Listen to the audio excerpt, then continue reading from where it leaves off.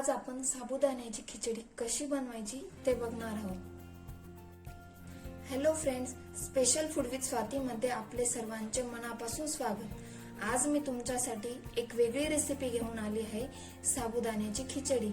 आज आपण थोड्या वेगळ्या पद्धतीने ही साबुदाण्याची खिचडी करून बघणार आहोत। चला तर मग साहित्य बघूया। त्यासाठी मी 3 वाटी साबुदाणा रात्री भिजत घातलेला होता, मीठ व मिरच्या 4 ते 5 मिरच्या मी मिक्सर मधून काढून घेतले आहेत, 2 बटाटे मी उकडवून घेतले, शेंगदाण्याचं कूट व साखर।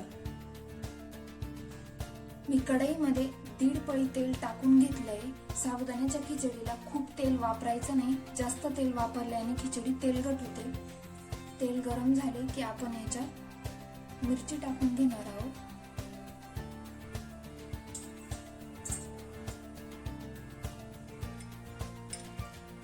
मिरची बारीक करून टाकते मी, याच्याने खिचडीमध्ये टेस्ट खूप छान उतरते।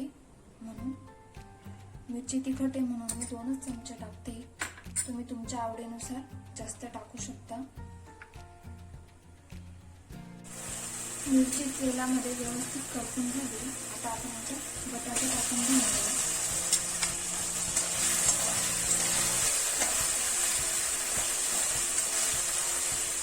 बटाटे उकडून टाकल्याने खिचडीला टेस्ट छान येते, म्हणून मी उकडून टाकले। आता आपण याच्यामध्ये साबुदाणा टाकून घेणार आहोत।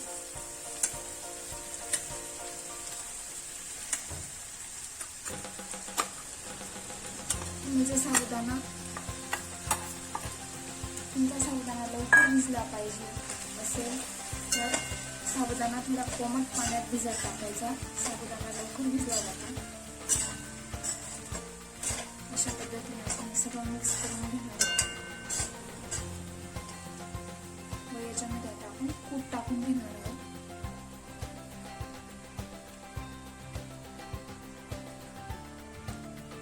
साबुदाण्याच्या खिचडीला कूट थोडे जास्त टाकावे।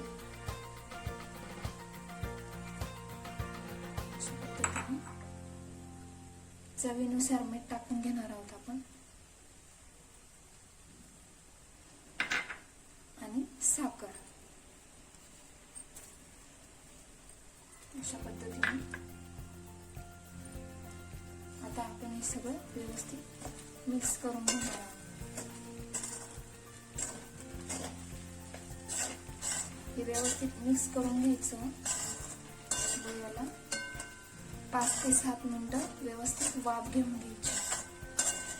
हे सगळं एकत्र टाकल्याने काय होतं की वाफेमध्ये सगळं व्यवस्थित एकजीव होतं आणि खिचडीला चव छान येते।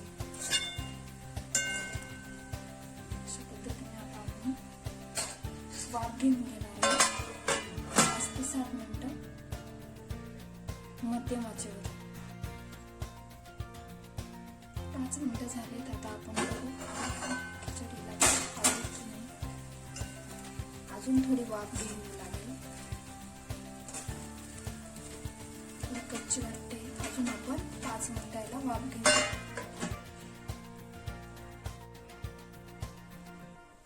अजून 5 मिनिटं बघू। अशा पद्धतीने आपली साबुदाण्याची खिचडी तयार झाली। तुम्ही दह्यासोबतही खाऊ शकता, लिंबासोबत खाऊ शकता। आजचा व्हिडिओ तुम्हाला आवडला असेल तर लाईक, शेअर आणि सबस्क्राईब करायला विसरू नका व असेच नवनवीन व्हिडिओ बघण्यासाठी बेल आयकॉनला क्लिक करायला विसरू नका। धन्यवाद।